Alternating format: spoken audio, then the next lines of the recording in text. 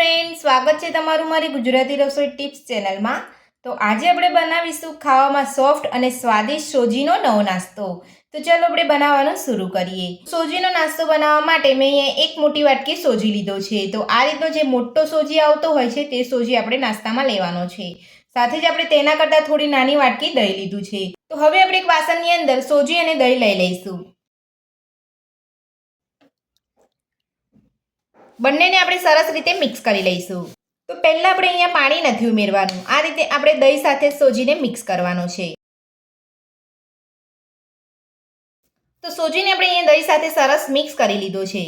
તો હવે આપણે તેને 15 મિનિટ માટે ઢાંકીને રહેવા દઈશું અને નાસ્તાનો મસાલો બનાવી લઈશું। તો નાસ્તાનો મસાલો બનાવવા માટે મેં અહીંયા 6 થી 7 બાફેલા બટાકા લીધા છે। તો બાફેલા બટાકાને સૌથી પહેલાં આપણે છીણી લઈશું। તો આ રીતે આપણે બટાકાને છીણી લેવાના છે। જો તમને ગરમીમાં જમવાનું બનાવવાનો કંટાળો આવતો હોય તો આ નાસ્તો તમે ઝટપટ બનાવી શકો છો અને જમવાની અંદર ખાઈ શકો છો। અને આ નાસ્તો બનાવી અને તમે બાળકોને લંચ બોક્સની અંદર પણ આપી શકો છો। તો બધા જ બાફેલા બટાકાને આપણે અહીંયા છીણી લીધા છે। તો હવે આપણે તેનો વઘાર કરીશું। તો નાસ્તાનો વઘાર તૈયાર કરવા માટે સૌથી પહેલાં આપણે પેનની અંદર 3 મોટી ચમચી જેટલું તેલ ઉમેરીશું। તેલને ગરમ થવા દઈશું। તો તેલ આપણું અહીંયા ગરમ થઈ ગયું છે। તો હવે આપણે તેની અંદર નાની અડધી ચમચી રાઈ ઉમેરીશું। સાથે જ નાની અડધી ચમચી જીરું ઉમેરીશું। 2 ચપટી હિંગ ઉમેરીશું। ઝીણા સમારેલા લીલા મરચાં ઉમેરીશું। મરચાંનું પ્રમાણ તમે તમારા ટેસ્ટ પ્રમાણે વધતું ઓછું કરી શકો છો। સાથે જ અડધી ચમચી આદુની પેસ્ટ ને અડધી ચમચી લસણની પેસ્ટ ઉમેરીશું। જો તમે લસણ ના ખાતા હોય તો તમે સ્કીપ પણ કરી શકો છો। તો બધું જ આપણે મિક્સ કરી અને સાતળી લઈશું। તો બધું જ વઘાર આપણો અહીંયા સરસ સતળાઈ ગયો છે। તો હવે આપણે તેની અંદર ઝીણી સમારેલી ડુંગળી ઉમેરીશું। બધું મિક્સ કરી અને ડુંગળીને સારી રીતે આપણે સાતળી લઈશું। તો ડુંગળી આપણી અહીં સરસ સતળાઈ ગઈ છે। તો હવે આપણે તેની અંદર મસાલા ઉમેરીશું। નાની અડધી ચમચી હળદર પાવડર ઉમેરીશું। નાની અડધી ચમચી ગરમ મસાલો ઉમેરીશું। 1 ચમચી ધાણા જીરું પાવડર ઉમેરીશું। 1 ચમચી કાશ્મીરી લાલ મરચું ઉમેરીશું। નાસ્તાને ચટપટો બનાવવા માટે અડધી ચમચી આમચૂર પાવડર ઉમેરીશું। 1 નાની ચમચી ખાંડ ઉમેરીશું। બધું સરસ મિક્સ કરી લઈશું। તો બધા જ મસાલા આપણે સરસ અહીંયા મિક્સ કરી લીધા છે। તો હવે આપણે જે છીણીને બટાકા રાખ્યા હતા તે ઉમેરી લઈશું અને મસાલા સાથે બટાકાને સરસ મિક્સ કરી લઈશું।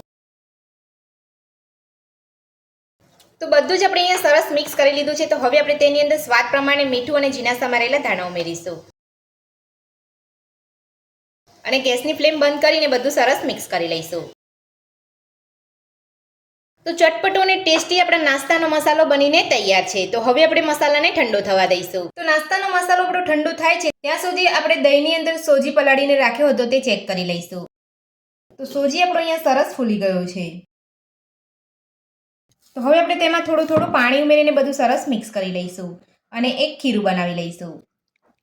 તો તમારે અહીંયા સામટું પાણી નથી ઉમેરવાનું, હું તમને અહીંયા ખીરું બનાવીને બતાવી દઉં છું। આ રીતે તમારે થોડું થોડું પાણી ઉમેરતા જઈ અને ખીરું બનાવવાનું છે। થોડું થોડું પાણી ઉમેરતા જઈએ અને આપણે અહીંયા ખીરું બનાવી લીધું છે। તો તમે જોઈ શકો છો આ રીતનું આપણે નાસ્તાનું ખીરું બનાવવાનું છે।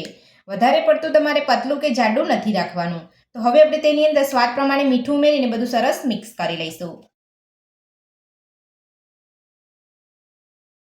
તો મીઠું ઉમેરીને આપણે અહીંયા બધું સરસ મિક્સ કરી લીધું છે અને નાસ્તાનું ખીરું બનીને આપણું તૈયાર છે। હવે આપણે જે નાસ્તાનો મસાલો બનાવીને રાખ્યો હતો તે ચેક કરી લઈશું। તો નાસ્તાનો મસાલો આપણો અહીંયા ઠંડો થઈ ગયો છે।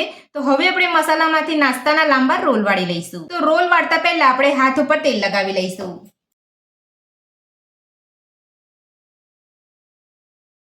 અને આ રીતે મસાલો લઈ અને નાસ્તાના રોલ વાળી લઈશું। આ રીતે તમારે નાસ્તાના રોલ વાળવાના છે। બધા જ મસાલામાંથી આપણે આ રીતના રોલ વાળી લઈશું। તો નાસ્તાના મસાલામાંથી આપણે અહીંયા લાંબા રોલ વાળી લીધા છે। તો હવે આપણે નાસ્તો બનાવવા માટે ગ્લાસ લઈશું। નાસ્તો બનાવવા માટે મેં અહીંયા 2 સ્ટીલના ગ્લાસ લીધા છે। તો ગ્લાસને આપણે તેલથી ગ્રીસ કરી લઈશું। તો બધી જ બાજુ આપણે સરસ અહીંયા તેલથી ગ્રીસ કરી લેવાના છે। તો નાસ્તો આપણો અહીંયા આસાનીથી નીકળી જશે। એ જ રીતે આપણે બીજા ગ્લાસને પણ તેલથી ગ્રીસ કરી લઈશું। તો બંને ગ્લાસને આપણે અહીંયા તેલથી ગ્રીસ કરી લીધા છે। તો હવે આપણે જે નાસ્તાનું ખીરું બનાવ્યું હતું તે લઈ લઈશું। તો ખીરું આપણે અહીંયા ગ્લાસની અંદર લેતા પહેલા હવે આપણે તેની અંદર નાની અડધી ચમચી જેટલો બેકિંગ સોડા ઉમેરીશું। સોડા ઉમેરીને આપણે 1 ચમચી જેટલું પાણી ઉમેરીશું। ખીરું આપણે એકદમ સરસ રીતે મિક્સ કરી લઈશું। તો આપણે જે અહીંયા સોડા ઉમેર્યો છે એકદમ સરસ રીતે ખીરાની અંદર ભળી જાય। તો સોડા ઉમેરીને આપણે બધું સરસ મિક્સ કરી લીધું છે। તો હવે આપણે ખીરું ગ્લાસની અંદર લઈશું. આટલું તમારે અહીંયા અડધા ગ્લાસ જેટલું જ ખીરું લેવાનું છે. એ જ રીતે આપણે બીજા ગ્લાસની અંદર પણ ખીરું લઈ લઈશું. ખીરું આપણે બંને ગ્લાસની અંદર લઈ લીધું છે. તો હવે આપણે જે નાસ્તાનો રોલ બનાવીને રાખ્યો હતો તે લઈ લઈશું અને આ રીતે તમારે ગ્લાસની અંદર લઈ લેવાનો છે અને તમારે ઉપરથી બીજું ખીરું ઉમેરી દેવાનું છે.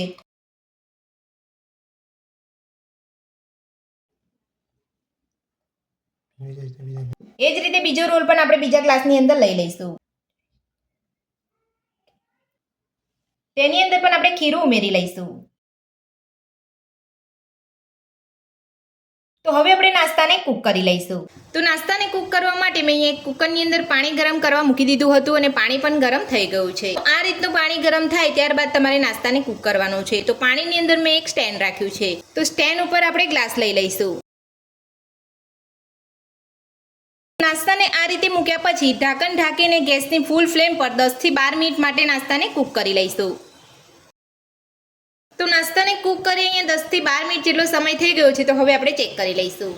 તો તમે જોઈ શકો છો આપણો નાસ્તો એકદમ સરસ અહીંયા કૂક થઈ ગયો છે. તો ગેસની ફ્લેમ બંધ કરી અને આપણે નાસ્તાને કાઢી લઈશું.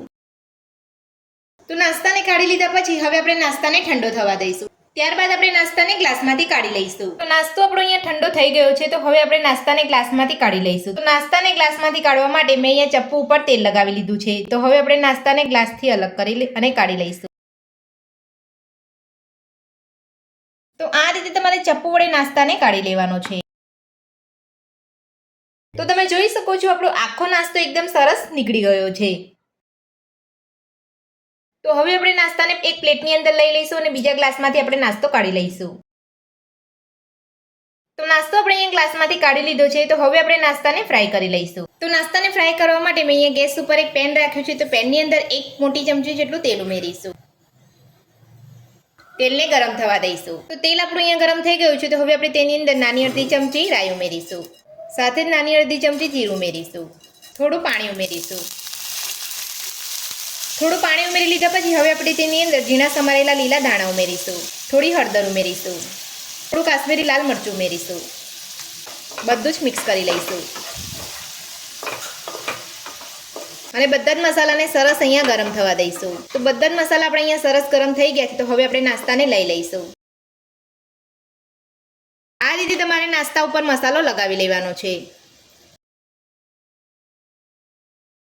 એ જ રીતે આપણે બીજો નાસ્તો પણ લઈ લઈશું અને નાસ્તા ઉપર આપણે બધો મસાલો લગાવી લઈશું. તો બંને નાસ્તા ઉપર આપણે અહીંયા મસાલો લગાવી લીધો છે. તો હવે આપણે નાસ્તાને કાઢી અને કટ કરી લઈશું. હવે આપણે નાસ્તાને કટ કરી લઈશું.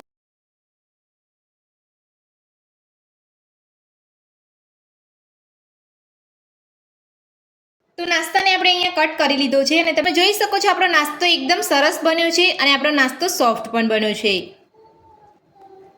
તો આ જ રીતે આપણે બધો નાસ્તો કટ કરી લઈશું. તો નાસ્તાને કટ કર્યા પછી આપણે એક પ્લેટની અંદર સર્વ કરી લીધો છે અને આપણો સોજીનો નવો નાસ્તો બનીને તૈયાર છે. તો હું તમને અહીંયા બતાવી દઉં છું કે આપણો નાસ્તો એકદમ સોફ્ટ બન્યો છે.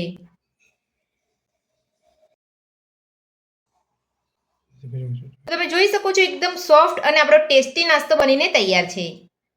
તો આ સોજીનો નવો નાસ્તો બનાવવાની રીત તમને મારી કેવી લાગી મને કોમેન્ટ બોક્સમાં કોમેન્ટ કરીને જરૂરથી જણાવજો.